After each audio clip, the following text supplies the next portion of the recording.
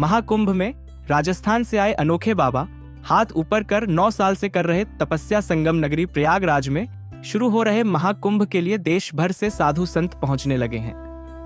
महाकुंभ में आने वाले कई साधु संत अपने अनोखे अंदाज और कठिन तपस्या के लिए चर्चा का विषय बने हुए हैं। इन्हीं में से एक है महाकाल गिरी बाबा, जो पिछले कई सालों से एक हाथ ऊपर उठाकर तपस्या कर रहे हैं।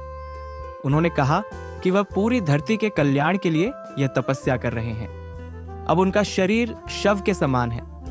महाकाल गिरी बाबा पिछले 9 सालों से अपना बायां हाथ ऊपर उठाए हुए हैं, जिसके बाद से उन्होंने इसे कभी नीचे नहीं किया। उन्होंने कहा कि उनका हाथ नीचे नहीं रहता, वे इस हाथ से कोई काम नहीं करते।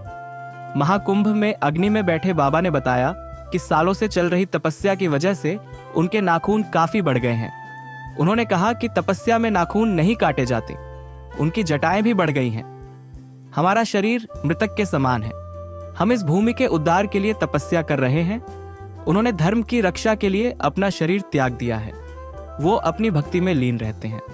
बाबा की इस साधना की वजह से कई लोग उन्हें हठयोगी भी कहते हैं, तो कुछ उन्हें हाथ वाले बाबा या कील वाले बाबा भी कहते हैं। उन्होंने बताया कि अब उन्हें ऐसे ही रहने की आदत हो गई है। वो कहीं जाते भी हैं तो ऐसे ही रहते हैं। वो कार से कम ही सफर करते हैं। वो एक जगह से दूसरी जगह पैदल ही जाते हैं। महाकाल गिरी बाबा ने बताया कि उन्होंने बहुत छोटी सी उम्र में ही सन्यासी जीवन में प्रवेश कर लिया था, जिसके बाद से वे धर्म की रक्षा के लिए तपस्या कर रहे हैं।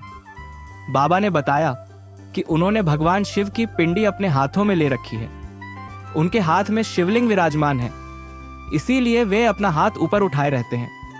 उनकी अनोखी तपस्या को देखने के लिए बड़ी संख्या में लोग आ रहे हैं। बाबा ने कहा कि वे जीवन की आखिरी सांस तक इसी तरह तपस्या करते रहेंगे। ऐसे वीडियो देखने के लिए हमारे चैनल को सब्सक्राइब और लाइक करें।